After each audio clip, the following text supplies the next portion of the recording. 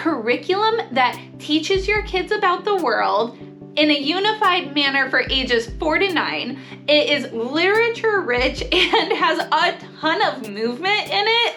This is what I am all about. When I found Go Global, I was freaking out because now it means I don't have to write a curriculum. Not that I ever would, but I have been known to put together my own unit studies. You see, I believe that kids have to have a good basis on locations, geography, and have a heart for the people that live there if we're ever gonna teach them history in a way that they're actually going to care about it and want to know more. And Go Global does exactly that.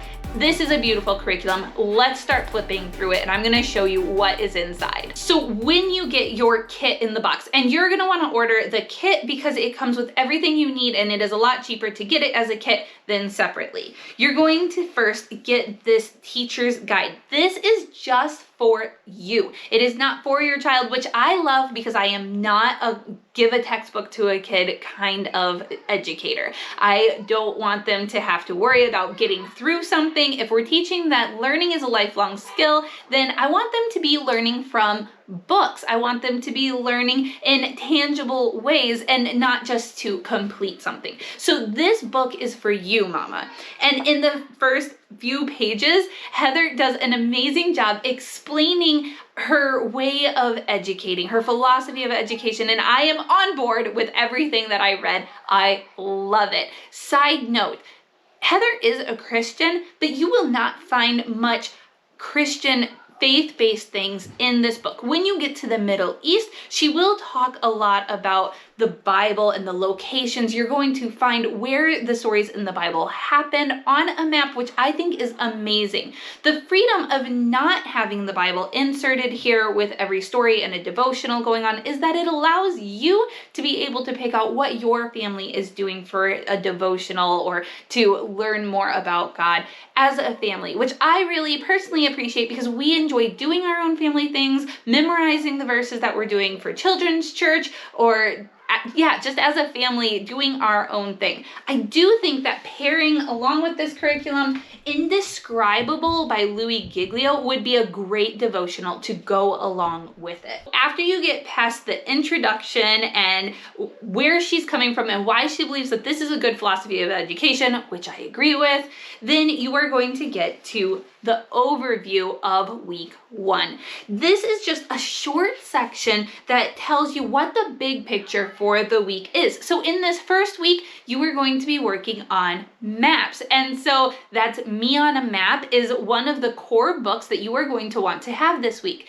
One of the books that you can get from your library, but you're gonna wanna purchase is this one, The Beginner's World Atlas from National Geographic. You are going to continually use this book throughout the whole curriculum, and you can buy it on Amazon. Now, this one that I have is the 5th edition. I think she recommends you getting the 3rd edition. That's what it was written off of, but all of the pages still lined up, so that wasn't an issue. Now, there is a book list as you are going through here of books recommended to go along with it. You don't need to own them. I checked, and the first 2 weeks worth of recommended books, I was able to get them all through my library. So to me, that is a huge savings. I don't have to own these books. I don't have to go find them, and I can just get them and return them. So it keeps it a little more minimal too on the things that I'm bringing into my house. I can just return them. So these ones are the ones that I have up here behind me. I like having my books outward displayed so that my kids might be interested in them and pick them off the shelf and we'll go through them. They're easy to access, so that's where I like to keep them. Then it gives you a list of supplies: a globe, a compass, chalk, orange, cardstock. I skipped the first one for some reason.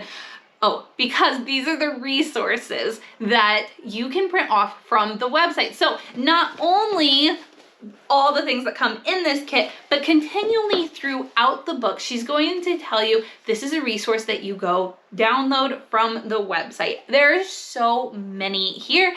They are fantastic. I am really excited to get to use them with our kids, but it's all here. So in prepping for your week, that's really it. Just understanding the overview, making sure that you've ordered your books from your library and you have them on hand, and then basic household supplies that you probably already have. on the day of a lesson, you can just quickly review, what are we doing today? And it'll tell you, this is the book you're reading. These are the pages that you're reading. Here's the overall concept that you're trying to articulate to your child. And then you really don't have to open the book again at all. You just do it with your kids. You might set aside, oh yeah, we're reading this book today and we're reading page 4 and 5 of this book, and we're going to get out a compass and work on our directions, north, south, east, and west.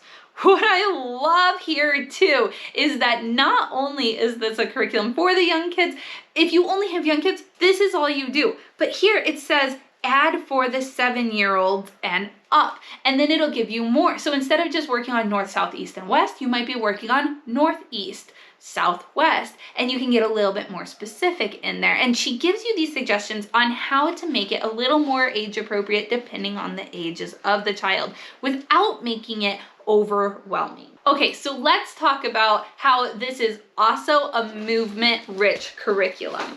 Once you get to week 2, you're going to introduce this beauty.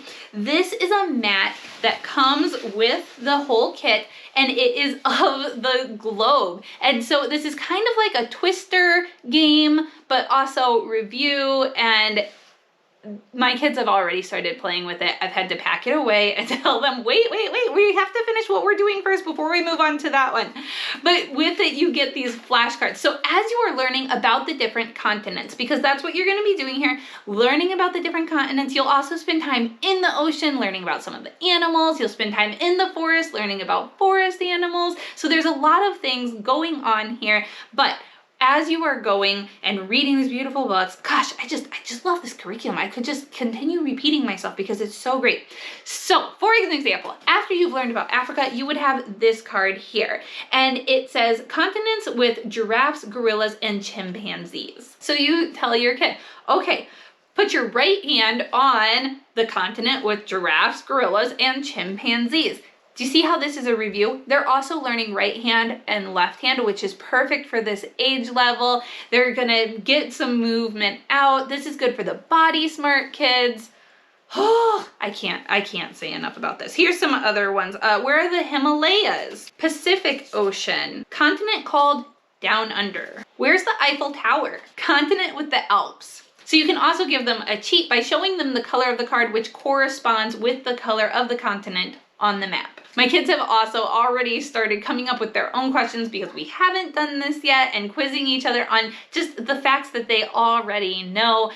I think that this is so great. You can get more specific too, and it doesn't just stick with continents. The curriculum is going to go on talking about specific countries within the continents, but it does tend to stay with the more popular, well-known countries. So the next natural question would be, is this enough? Is this a full curriculum? We actually did the first week's lessons worth, and I wanted to be able to tell you if I really thought it was enough.